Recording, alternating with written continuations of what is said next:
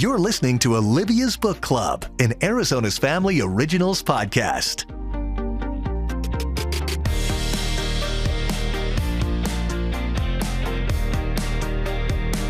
Hey, everybody, and welcome to Olivia's Book Club. And I'm your host, Olivia Fierro. So happy to be joining you this week, whether you're watching on video or listening on the podcast. I do want to remind you, quick order of business. If you're a podcast listener but not part of the book club over on Facebook, go ahead and join over there. Look for the group because we have selected, the readers, selected the next book that we're discussing, which is Hang the Moon by Jeanette Walls. And we'll be talking about that in June. So meeting details still TBD, but that was just selected. So it's a perfect time to go and make some friends over there and get talking about your favorite books that you are reading. Now, for the moment that I am so excited for, nothing in the world exists besides this at this moment for me. Our guest today is an award-winning novelist, 5 books to her credit already, including The Great Believers, which was, hard to even say this out loud, a finalist for the Pulitzer Prize. I mean, that's hard to catch your breath after that. And the National Book Award and other many other accolades. She is joining us to talk about her latest book, which is I Have Some Questions for You. Of course, it debuted as a bestseller when it hit the streets in March, and I had the great pleasure of meeting the author in person for a book event in Scottsdale, Arizona. So I'm really glad to be able to connect with you again via Zoom. Rebecca Makkai, congratulations on your infinite success and being born with just such a really good brain. Well, thank you. It's good to see you again. It is so funny because you're based out of Chicago, as I understand, and you were visiting Arizona, and we were in this gigantic ballroom of people, and you had a poll going about how many people in this room were from Chicago, and it was, I don't know, I'm not into math, but easily 68% of the people in the room. It was. So what is that about? Do people from Illinois spread themselves all over, and are they avid readers? I think yes and yes. And I think, Chicago's a place that once you retire, then you're like, why, I love this city, but why am I here in the winter? And so maybe you go someplace like Scottsdale, Phoenix. So, I'd been meeting people all morning and the night before, and there's the number of people coming up to me, talking about, a lot of them from the Chicago suburbs, which is also where I am, and just saying, oh, I'm from Northbrook, oh, I'm from Skokie. And I was at a point, I went, oh my God, are they all? So I had to, when I got up there, I had to see, was it just the ones coming up to tell me, or was it really half the room? And it was really half the room. It seriously was. It was hilarious. I want to make sure that I give you the opportunity to describe this book as you so eloquently do, because if I start talking about it, I'm going to go on a rambling tangent because it is a profoundly entertaining book. It's a page-turning book.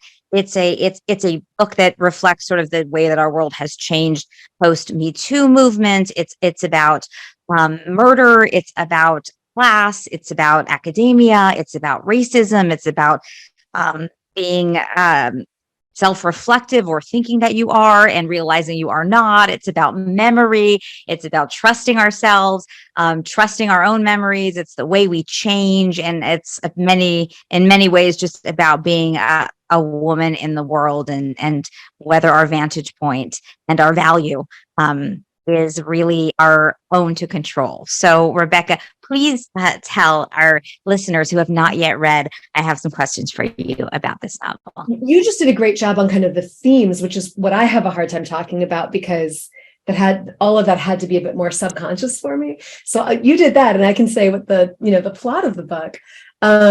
We have a 40-year-old narrator named Bodie Kane who is invited back for 2 weeks in the dead of winter to teach a couple of small classes at the boarding school in New Hampshire that she herself attended in the early 90s.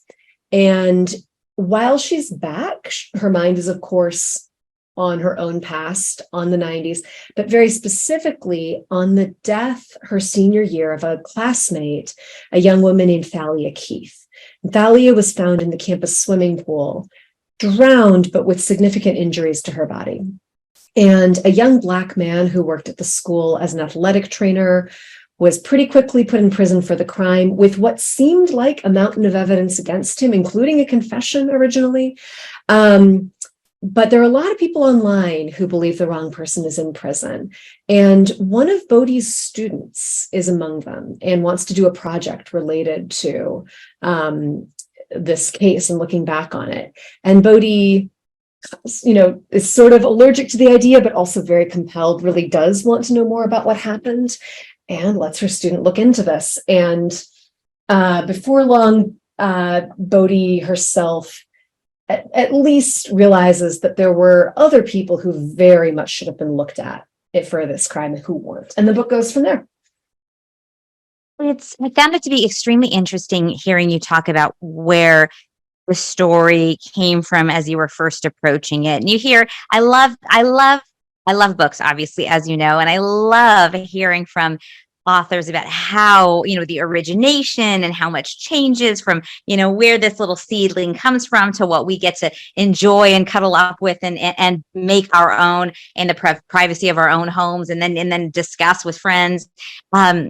You begin with an environment or an ambiance versus a plot point or a really defined character, right?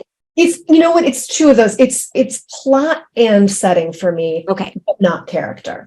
And I do know, I think maybe the majority of fiction writers start with character, at least to hear them talk about it. For me, character comes later, but I definitely, plot and setting are so entwined for me. Plot, is place, and place is plot. And in this case, especially, we're talking about a boarding school. This was not a plot that I imagined in isolation or a setting that I imagined without knowing what would happen there. But then character for me is the thing that comes later, where I kind of have to, reverse engineer who's the kind of character who would get into this mess, or who's the person who would be the most changed by these circumstances or the most susceptible to this storyline. And then I build my character from there to try to figure out who I'm working with. I got to tell you, this book, well, I loved it on so many levels. I mean, it's just intriguing. You're trying to, it's part whodunit, it's like whodunit, and also who are we? Who am I? What am I? It makes you think about the time when you were, in a certain phase of your life that was so important. And so, imprinting on your self-identity and how the rest of your life plays out.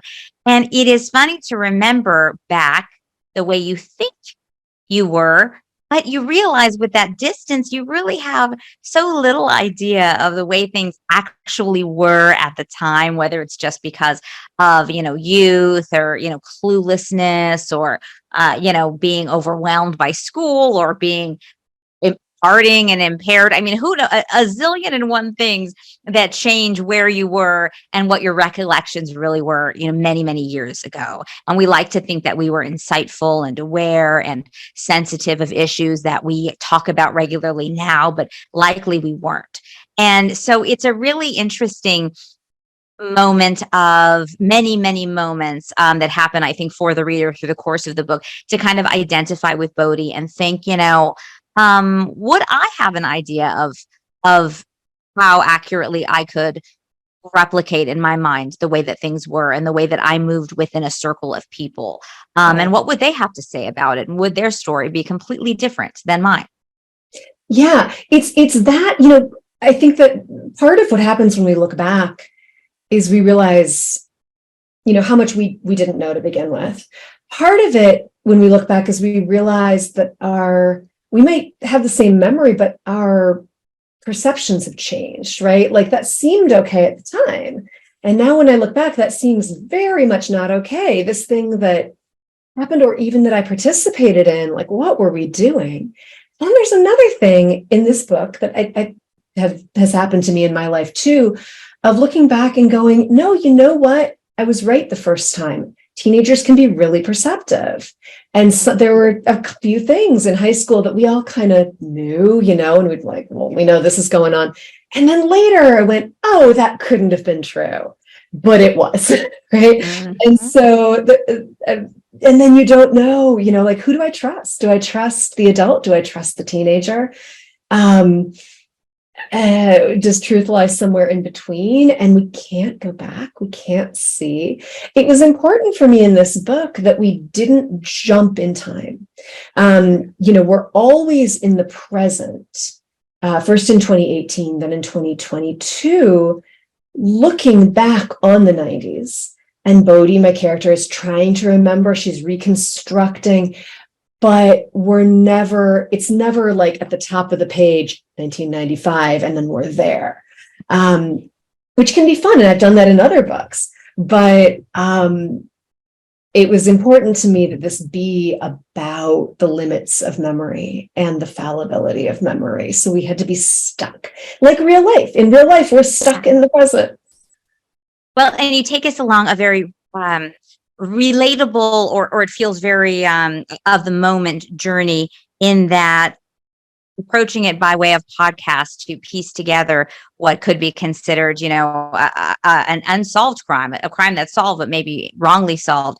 And so having to step back in time and piece together those recollections, talking to people, retracing steps, remembering things, looking at things from a different perspective. And most of us have followed along on a series, whether it's a podcast or, a television series or whatever, and kind of felt like we've walked that walk, from an outside perspective. Right. And so Bodie is helping her students, go through it, and also is going through that herself. Will you talk a little bit about Bodie and how you came to kind of craft her, because she's a very talented woman. She's very smart.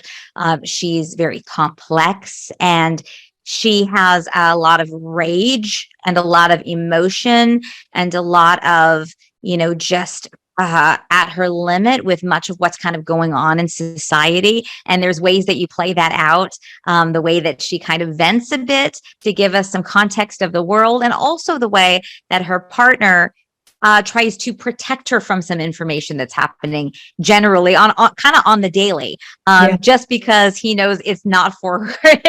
It's not for in the best interest of her day. Yeah.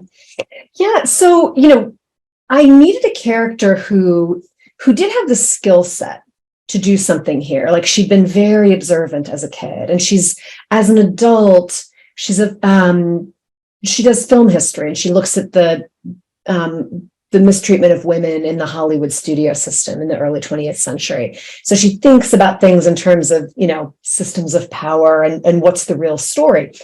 I also, though, I needed someone who, while she's very successful as an adult, was really adrift as a kid.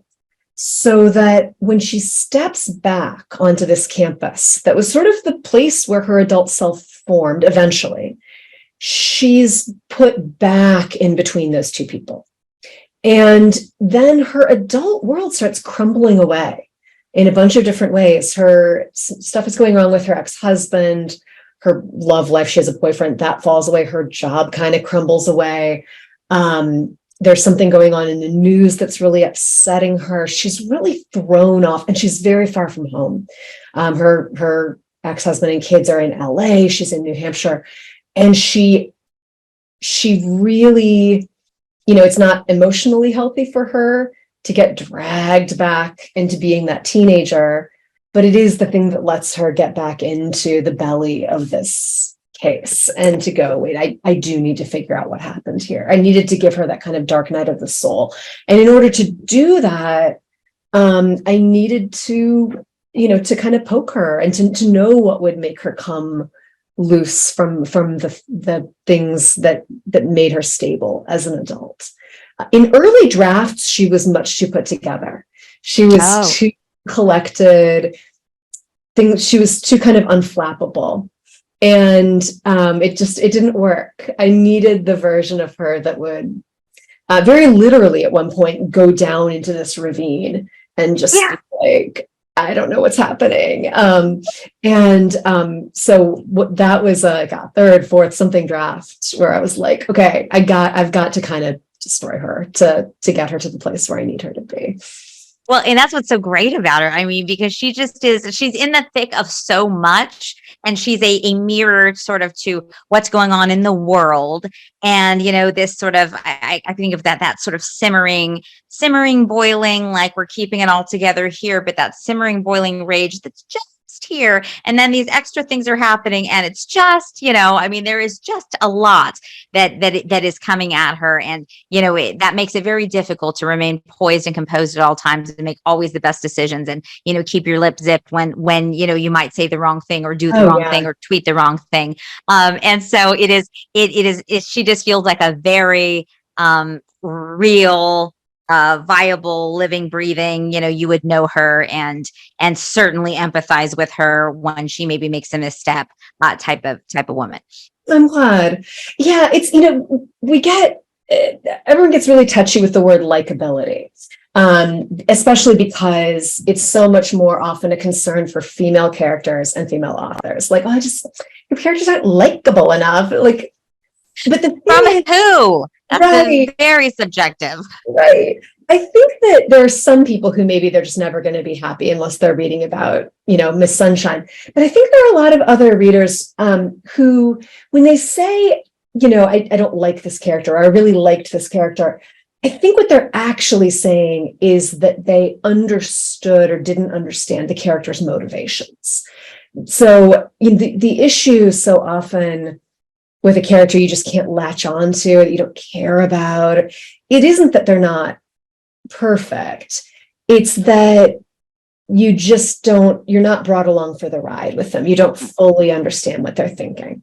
And so, I try especially when I write characters who are less perfect, which is all the characters that I write, because who wants to write anything else? I at least try to show you why they believe they're right. And I at least try to, get you in their shoes, even if you don't like those shoes. They're still your shoes. You're going to wear them for the rest of the book. Will you tell me a little bit about the ways that you are familiar with this setting?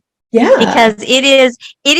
I love that setting and that idea of that ideal going back east, going to school. It was kind of, whether it's college or whether it's prep school, you just think of it, as a place where anything can happen. And where people who have the potential to become extremely powerful people and come from these backgrounds that most of us, cannot relate to, all are together in this, having freedoms that maybe they wouldn't have at a certain age in any other circumstance. It's very intriguing. Yeah. So, as I think you know, because I've probably talked about it in Scottsdale, I live on campus at the boarding school where my husband teaches near Chicago. And actually, since we're on video, anyone watching on video, this is my office. That right there is the door to a dorm hallway of 40 teenage girls. So we've lived here for 21 years. It is, co-ed boarding school, really smart kids from all over the world. And not at all what people picture. People have this very gothic, romantic picture of boarding school. And it's like, no, these kids are, they wear jeans.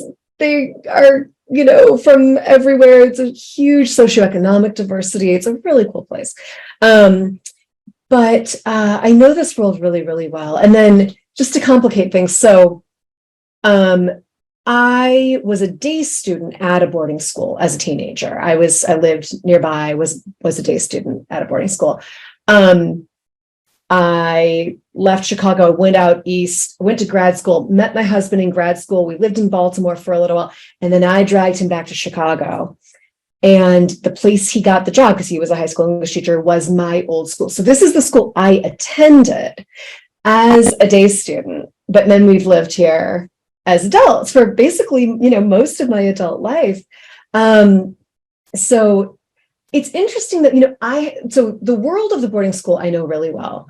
And I feel often frustrated with how it's misrepresented, and like big things, but little things too. You're like, that's not the way it works. What are you talking about? So I kind of always felt like I'd write something about it. I've had a really different experience than Bodie, in that she has this distance from her school, and then she comes back and is going, oh, wait, oh my God, I had very little distance.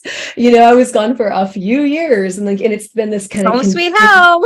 right. It's this very continuous thing. For me, it's more visiting my college. And I go, wait, how did they move that statue? I swear that was over there. What the hell? I can't believe they built that. And the memories come flooding back to you all at once. But I don't have that experience with my high school. Going to a reunion even is not that for me. Going to a reunion is like I walk outside. But of course, I think I've done maybe more thinking than a lot of people about their relationship to their high school and how such a place might change over time. So that's part of it too. Well, it's got, number one, of course, I pictured it being that it was like a stone cottage on campus, but certainly removed from the students, not that they would be down that hallway there. This is for sure.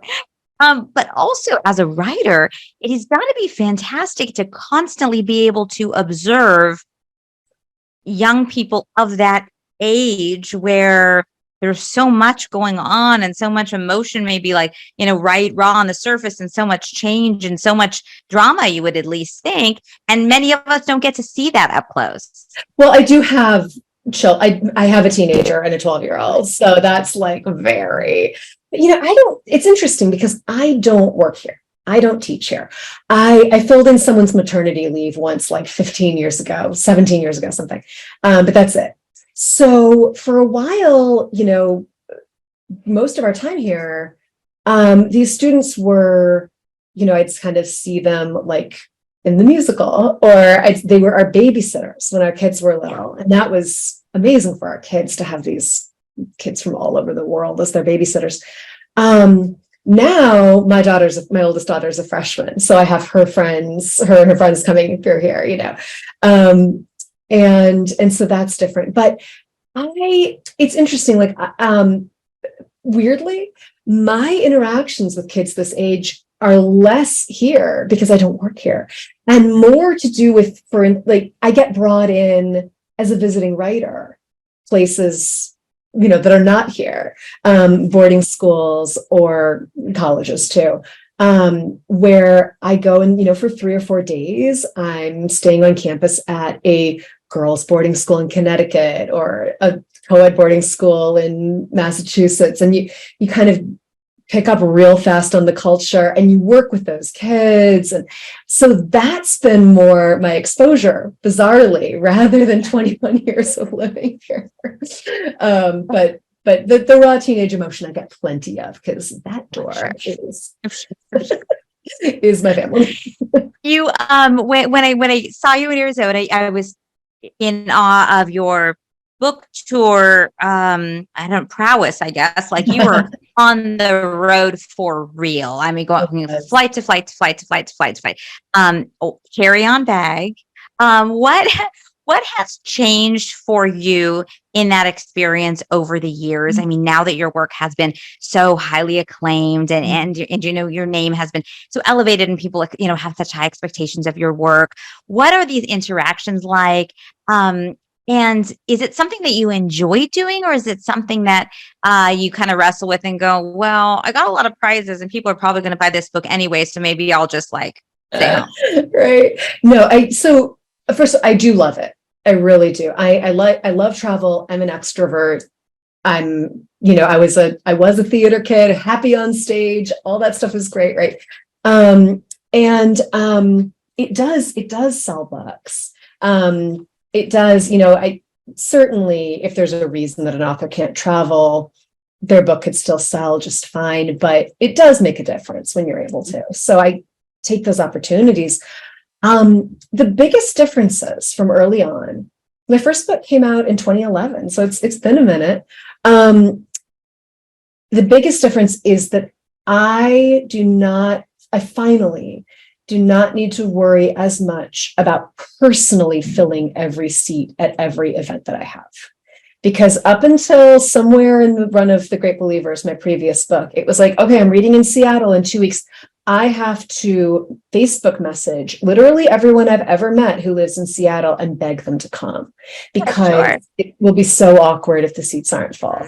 And now I can kind of chill, or I can just post, I post the announcements, but the store has an easier job themselves, right, of filling those seats. Right. Or whatever the kind of association or whatever that I'm reading for. The other thing is, The Great Believers really was my breakout book in many different ways. And I have a lot of readers who come to the readings for the new book because of The Great Believers. And it's a book, it's about the AIDS epidemic in Chicago in the 80s. It's a book that a lot of people feel very emotional about. And so I get a lot of, like, I've been talking about the new book, and then I sit down in the signing line, and I'll get like 5 people in a row wanting to have a really intense conversation with me about The Great Believers, which I love, because I felt almost like at the beginning of this tour, I almost felt a weird sense of betrayal talking about this book and not about The Great Believers. It meant so much to me too. So I get like that, that never happened before. I would get a little sometimes before of like, oh, I liked your first book too. But this feels very different. The like, I need to tell you about my brother, or, like very personal stories. So that those connections, especially because I did get to tour for that book before COVID, but then hard stop on that for a few years. So I'm just meeting a lot of those readers now as I'm on tour for the new one. So that's different. It's really beautiful, though. I mean, it's got to be so, even if it kind of maybe throws you off your game when you're like, meeting people and kind of on a timeline, it's when you go back to your room, you got to just go, wow. I mean, how powerful is that somebody saw their own pain or their struggle or what's the most real to them reflected in the pages of your work, and that they would want to let you know how it impacted them in that way. I mean, that's just what more could an artist of any medium ask for? That's really, I would get that a little bit with my first 3 books. It's not that they're, and it's not that they're like cold, emotionless books or something, but I didn't have that same level. And then also just, it was newer. They didn't have the readership. That just not as many people found them. But having seen that now with Great Believers, and it's happening with this one too, in a different way, really, I think hitting people personally, if not, maybe not as emotionally, but very personally. That is really addictive as an artist, to see that kind of connection. There are other kinds of art where you feel a connection much more immediately. You're live on stage, or you're playing music, or you get that really immediate feedback. And for an author, it is, 5 years down the line, you're going to see if people like this thing that you're laboring over, right? But then when you see that energy keeps you going and sends you back, for the next book, which is good. Got to. Before we wrap up, I all admire your ridiculous creativity, because you obviously have so much voice to share. You also are very creative in the Substack and the social and all of the stuff, even a book journey around the world of your own reading list. Would you explain that to me, and how we can get on board if we want to be a little more of an explorer with our reading? Yeah. So what I'm doing, it comes from 2 things. One is I realized I was, just for professional obligation reasons, I was reading nothing but contemporary American literature, which is great, but maybe not the healthiest, diet. And the other thing is that my father passed away in 2020 in Hungary, where he lived, and I wasn't able to be there for the memorial because it was 2020.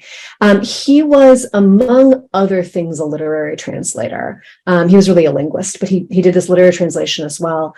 And I decided that my memorial to him would be to read my way around the world in translation, kind of Amazing Race style, like hopping from country to country.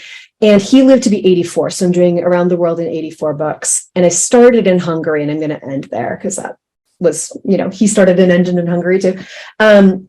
And then I'm posting about it on my Substack and on social media. So I have a lot of people reading with me and also recommending books, because I want, it's like, okay, I'm going to read something from Somalia. I want people who know that literature to tell me what to read. Yeah. So I'm on book 8 right now. It's a novel from Syria called No Knives in the Kitchens of This City. And I'm about to finish it, so I'll be posting about it soon. And then I think Palestine is next. So I'm doing, I'm having a lot of fun. It's going to be. Wow. What a beautiful tribute. That's a really beautiful tribute. Well, thank you. I think my father would probably roll his eyes at it. It's very difficult, but it doesn't matter. I'm enjoying it. I'm learning a lot, just kind of do a deep dive into, it's just the one book, but you getting to know a country so much better by reading something set there from there. I think that's a brilliant idea. The very last thing is, people are listening to you, and certainly people who read your books and really kind of sit and are reflecting and touched by the stories and maybe feel like, okay, do I have a story brewing in me? Do I have a recollection or a moment or an emotion that I would love to share with somebody, whether it's short story form or what have you? But they're too scared because they read really talented writers, and that makes it super intimidating to get started. What would you say to them? I mean, I would say, first of all, it's that you're reading other people's final draft that many editors probably worked on with them, right? Which is very different than someone's first draft, especially when someone's first starting. But no, I mean, I see writing as something like having some musical instrument that you play, right? Where it's like, you can have, I play the piano and I don't worry that I'm not going to make it to Carnegie Hall, because whatever. Other people take it more seriously, and that's what they want to do. But the fact that you're not going to make it to Carnegie Hall does not mean you shouldn't play the piano or play the guitar, right? Writing can be that, and you can start and then see. And I teach a lot. I do a lot of, trying to cultivate, advanced writers, early writers, people, I run this organization in Chicago called Story Studio, where it's, we do writing classes for everybody, online, in person, whatever. And the farthest end of our mission, it is finding people before they know they're writers. Because there are people who are hell-bent on being writers. There are people who already are published. There are people who are they've done this for a long time. There are people who know they want to do it. But then there are people, and especially kids, that we're trying, because most of what we do is adults, but we're really interested in getting into underserved communities, finding the kids who've never met a writer and didn't know that this is a thing that someone could really, living people do, right? And finding those people before they even knew they wanted to write. But if you know you want to write, then, oh my God, nothing's stopping you. Well, that also, that organization sounds like you've got amazing programs there. And it was just a pleasure to read this book, a pleasure to be able to have visited with you last month. And I just thank you so much. I know that you have been crazy busy, all over the place with this book. And I know the readers are so fortunate to get to have that interaction with you and hear you talk about how these stories come to life for you and how you bring them to life for us. So Rebecca Makkai, thank you so much. The newest book is I Have Some Questions for You. And we'll follow you on social media, and in between your own books, we can read along with you what you're reading too. We'll go around the world in honor of your dad. Thank you. Thank you so much. I really appreciate it. It was so good to see you. Thank you. Thanks for listening to Olivia's Book Club, the podcast. I'm your host, Olivia Fierro. Our producer is Margaret Stewart. You can send us an email with your thoughts or your book recommendations. Olivia's Book Club at azfamily.com is the address. And you can check out Olivia's Book Club on Facebook or find us on Instagram. Hello, Bookstagrammers, at olivias.bookclub. And Margaret is at overbooked and overdue. Make sure to rate and subscribe to this podcast and tell your friends. You can find us on Apple and Google Podcasts, Spotify, Stitcher, and Amazon Music. This is Olivia's Book Club, an Arizona's Family Originals podcast.